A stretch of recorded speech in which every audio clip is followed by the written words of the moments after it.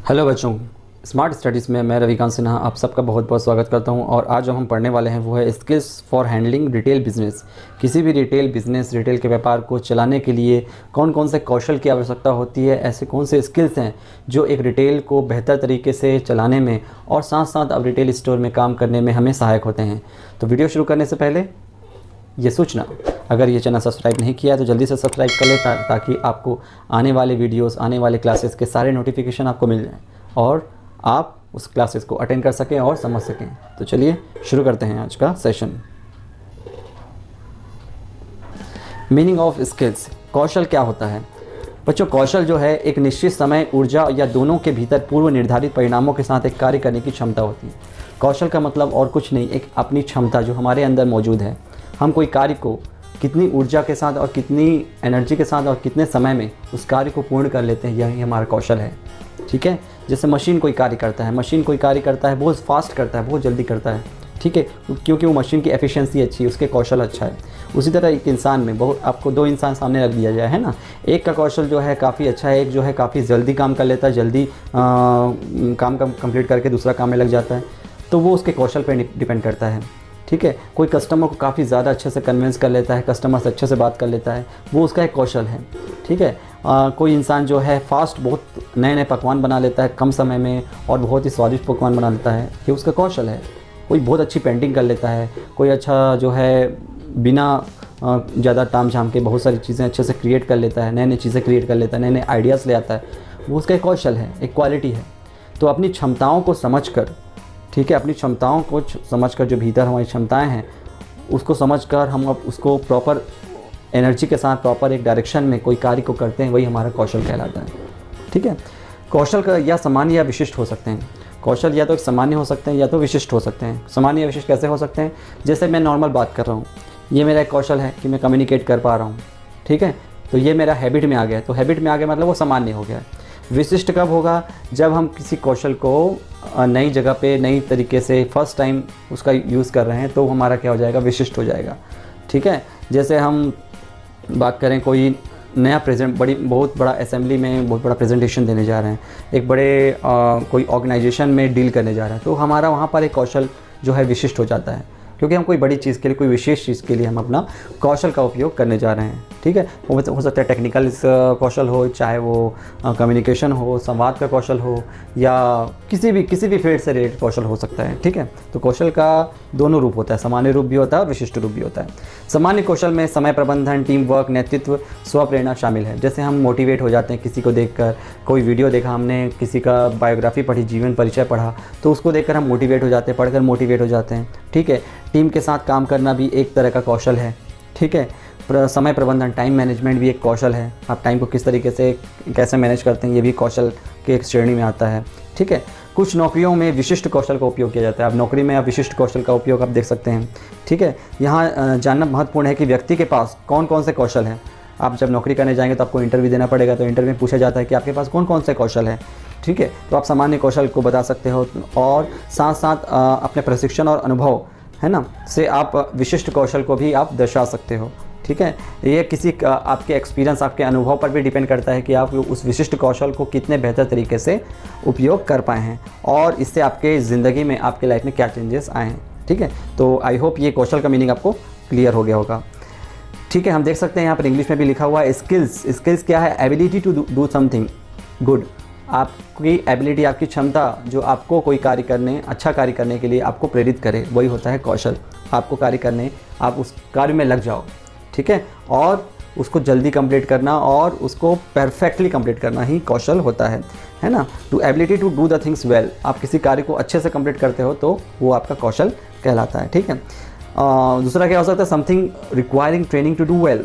ठीक है, जिसके लिए हमें कोई ट्रेनिंग की ज़रूरत पड़ती है। हम अगर ट्रेनिंग, जैसे हम कंप्यूटर का ट्रेनिंग लेते हैं 1 साल का, और उसके बाद हमको बोला जाता है कि कंप्यूटर में जो है आपको पढ़ाना है, तो आप पढ़ा सकते हैं क्योंकि आपने 1 साल की ट्रेनिंग ली है, तो आपके अंदर एक कौशल तो आ गया टेक्निकल का, कंप्यूटर का। तो ये कौशल जो है आप ट्रेनिंग के माध्यम से भी हासिल कर सकते हैं कुछ कौशल्स को। ठीक है, जैसे हम कोई टेक्निकल कोर्स करते हैं या फिर कोई और अदर कोर्स करते हैं, या फिर हम कुछ सीखते हैं इलेक्ट्रिक बनाना, या फिर हम कुछ और सीखते हैं कंप्यूटर बनाना, मोबाइल रिपेयरिंग, ये सब कौशल ही तो है।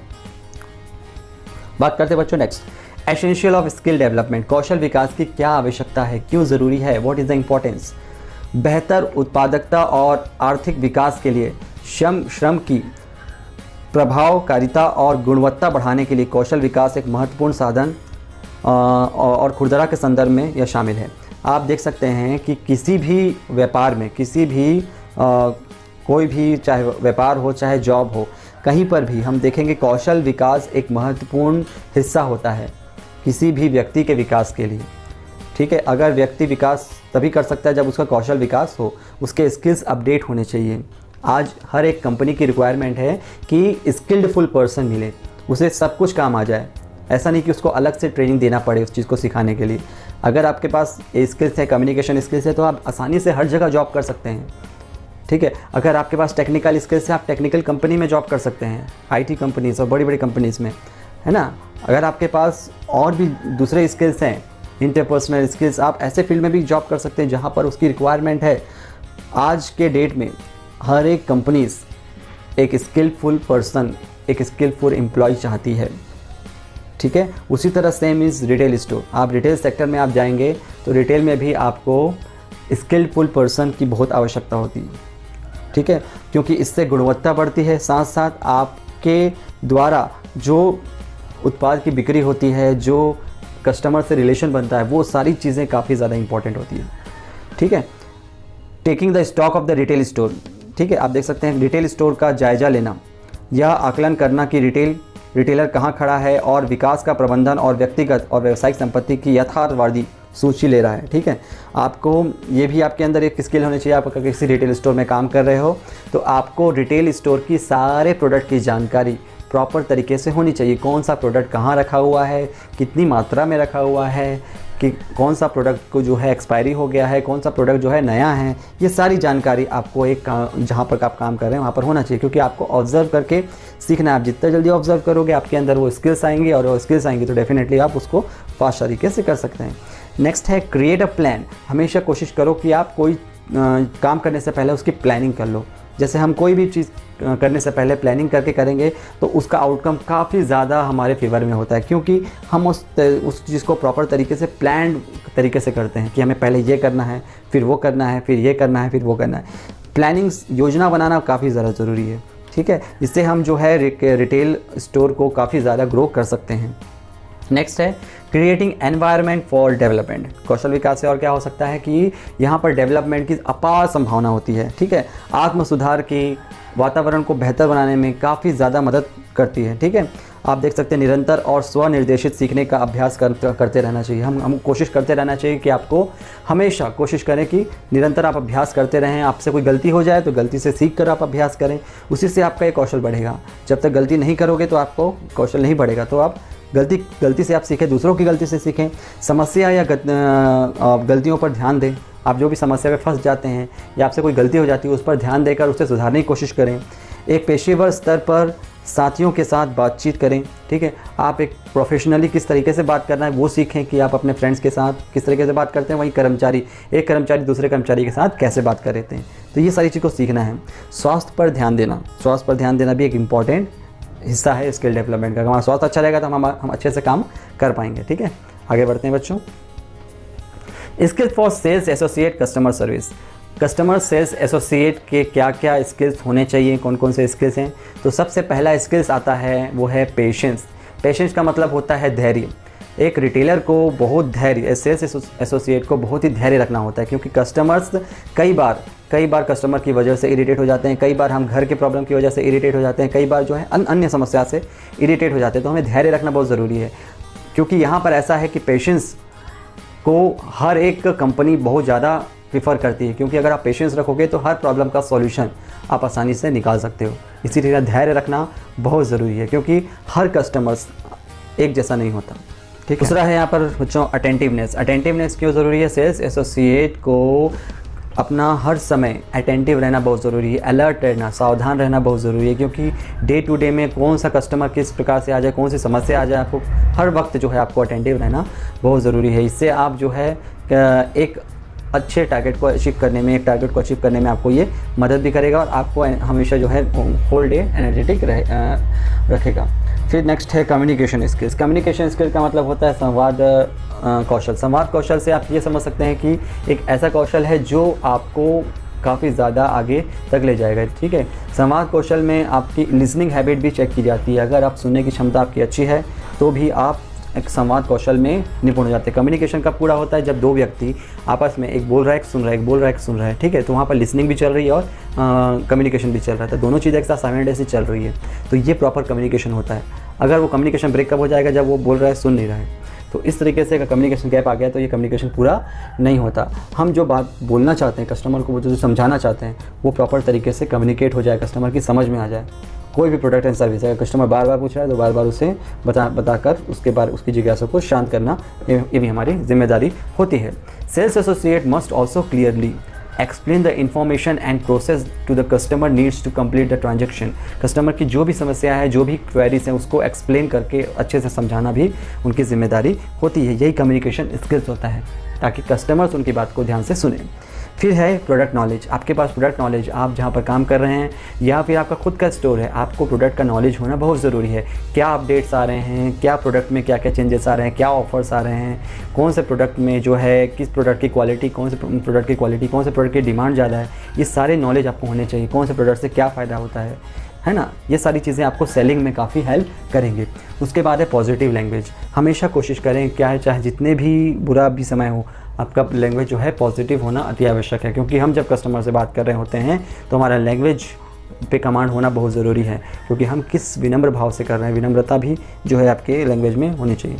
तो ये पॉजिटिव लैंग्वेज हमें आना चाहिए। हम किसी भी लैंग्वेज बात कर रहे हो, सबसे पहले पॉजिटिव लैंग्वेज होना चाहिए, एक विनम्र लैंग्वेज होना चाहिए। ठीक है, और अपने कन्वर्सेशन पैटर्न को आप थोड़ा सा मॉडिफाई करके उसे और बेहतर बना सकते हैं। नेक्स्ट है एक्टिंग स्किल। एक्टिंग स्किल्स में क्या आ जाता है? Retailer come across the people who still never be able to make happy customers. कई बार होते हैं दुकानदार कभी भी कस्टमर्स को खुश नहीं कर पाते।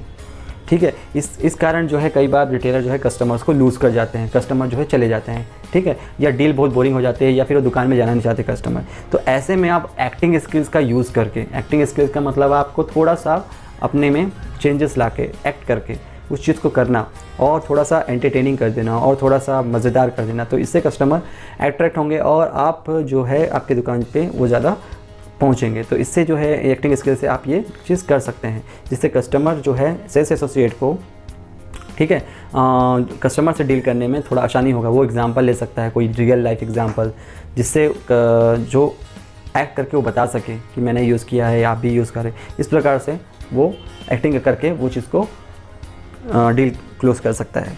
नेक्स्ट है time management skill. Time management skill is also one of the important skills of a sales associate.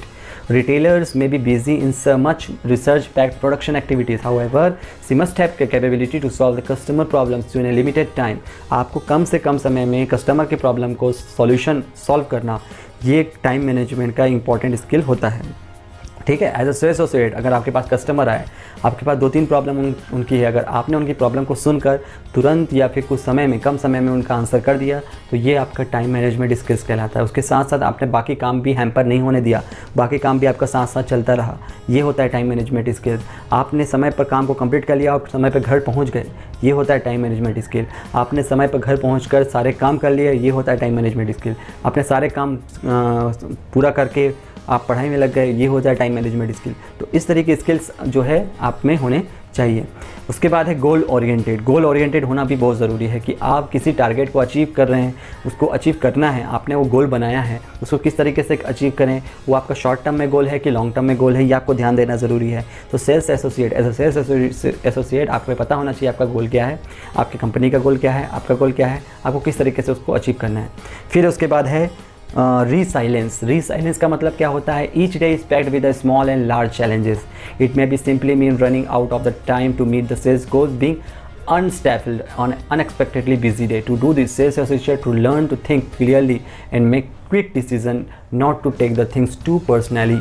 ठीक है, हमेशा कोशिश करें, हमेशा ये कोशिश करें कि जब भी हैक्टिक डे हो, जब भी बहुत ज़्यादा काम हो, बहुत ज़्यादा आप कस्टमर पे बिजी हो, दिन भर आपको ये काम किए, जब आपके पास वो खाली समय हो, जब आपके पास पूरा काम कंप्लीट होने के बाद खाली समय हो, उस समय आप आत्मविश्लेषण करें कि आपने आज जो सीखा, क्या क्या सीखा, किस तरीके से आपने डील किया, हर चीज़ को, हर एक टाइम को, हर एक कस्टमर्स को किस तरीके से आपने डील किया, आपने कितनी जल्दी डिसीजन लिया, कितनी लेट से लिया, वो सारी चीज़ का एनालिसिस करें और उसको आप अपने अंदर जो है पॉजिटिव चीज़ों को लाने की कोशिश करें, नेगेटिव चीज़ों को बाहर निकाल दें कि आपने अगर कुछ अच्छा किया है तो वो चीज़ आप और अच्छे से करने की कोशिश करें, अगर वो चीज़ गलत हुआ है आपसे तो उसको और सुधारने की कोशिश करें। तो ये होता है skills for sales associate customer service. हमने देखा कि ये सारे स्किल्स की ज़रूरत पड़ती है as a sales associate.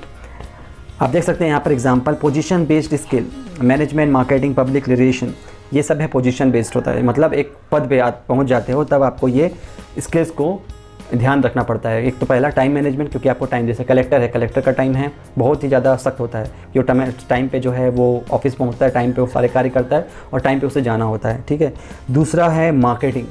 Marketing का मतलब क्या होता है, जहाँ पर आप किसी ऐसे पोजीशन पे हो कि आपके अंडर में बहुत सारे लोग डिपेंडेंट हैं, बहुत सारे लोग काम कर रहे हैं, बोर्ड ऑफ डायरेक्टर्स काम कर रहे हैं, आपके साथ इतने सारे एम्प्लॉयज़ काम कर रहे हैं, तो उनको सही तरीके से मार्केटिंग के बारे में समझाना, उनको ट्रेनिंग देना, उनको प्रमोट करवाना, प्रोडक्ट को सेल करवाना, ये सारी जिम्मेदारी भी एक स्किल्स के रूप में आती है, ठीक है। पब्लिक रिलेशंस, आपको डीन के साथ, बहुत बड़े लोगों के साथ, एक कंपनी के साथ, कंपनी टू कंपनी के साथ डील करना, बातचीत करना, ये सब क्या है पब्लिक रिलेशंस में आता है। आप लोगों से किस तरीके से कनेक्ट हो पा रहे हैं, आपकी कंपनी किस तरह से कनेक्ट हो पा रही है, ठीक है, ये सब पब्लिक रिलेशन में आता है। तो ये पोजीशन बेस्ड होता है। अगर आप अच्छे पोजीशन पे हो, लोग आपसे कैसे कनेक्ट कर पाएंगे और कितने आसानी से कर पाएंगे, ये आपके स्किल पे डिपेंड करता है। दूसरा है बच्चों personal mastery skill. Personal mastery skill मतलब खुद का, व्यक्ति का खुद का जो खुद के स्किल्स, जो उसके अंदर स्किल्स हैं उसमें मास्टरी करना। जैसे एथिक्स, नैतिकता, कई लोग हैं काफ़ी ज़्यादा नैतिक होते हैं, काफ़ी ज़्यादा सोच विचार के हर कार्य को करते हैं, तो नैतिक के मूल्य के अगेंस्ट में कभी नहीं जाते। तो हमेशा नैतिकता अगर अपना रहे हैं तो वो चीज़ आप स्किल्स के रूप में ले सकते हैं, ठीक है। मीट गोल्स, अपने गोल्स को अचीव करने के लिए आप किस तरीके से क्या क्या स्ट्रेटजीज अपनाते हैं, ये होता है। फिर सिंसियरिटी, सिंसियरिटी भी एक स्किल्स है जो आपको आपके कार्य में ऑनेस्टी को दर्शाने में मदद करती है। आप कितने ईमानदार हैं अपने कार्य के लिए, वो आपके उस पर निर्भर करता है। इससे आपका जो है एक पॉजिटिव जो है इमेज बनता है। Communication skills, listening, communication skills में अगेन क्या क्या आ जाता है, लिसनिंग, आप ध्यान से सुन रहे हो किसी की बात को, वो भी कम्युनिकेशन है। पब्लिक स्पीकिंग, लोगों से आप बातचीत कर रहे हो, उनसे कम्युनिकेट कर रहे हो, वो भी एक आपका कम्युनिकेशन स्किल्स में आ जाता है। नेटवर्किंग, नेटवर्किंग मतलब आप अपने अंडर कितने लोगों से कम्युनिकेट कर पा रहे हो, वो भी एक कम्युनिकेशन स्किल्स आ जाता है। फिर जनरल स्किल्स क्या होता है, जनरल स्किल्स हम बोल सकते हैं, हम जो किसी को बातचीत करते हैं, फ़ोन में बात करते हैं, कॉल करते हैं, कोल्ड कॉलिंग हो गया, है ना, ये सब क्या है आपका जनरल स्किल्स है। नेगोशिएशन, हम मोल भाव करते हैं मार्केट में जाके कि 10 रुपये का सामान है उसको 8 रुपये लगाइए, 20 रुपये का सब्जी है तो 15 रुपये पाव लगाइए, इस प्रकार से हम मोल भाव करते हैं, नेगोशिएट करते हैं, तो वो भी जनरल स्किल्स में आ जाता है।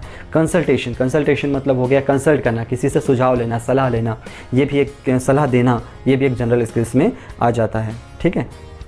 तो बच्चों ये था आज का हमारा सेशन जिसमें हमने डिस्कस किया कि कौन कौन से स्किल्स, कौन कौन से कौशल की आवश्यकता होती है एज अ सेल्स एसोसिएट को, जिससे वो अपना कार्य को बेहतर तरीके से कर सके। तो उम्मीद है इस सेशन आपको काफ़ी अच्छा लगा होगा। अगर अच्छा लगा होगा तो नेक्स्ट क्लास में हम मिलेंगे और इस सेशन को आप अच्छे से पढ़िए, देखिए, फिर से सुनिए और ऐसे अपना नोट्स बनाकर इसे तैयार कीजिए। तो मिलते हैं बच्चों नेक्स्ट वीडियो में और नेक्स्ट सेशन के साथ। तब तक के लिए अपना ध्यान रखिए और देखते रहिए smart studies with the smart moments.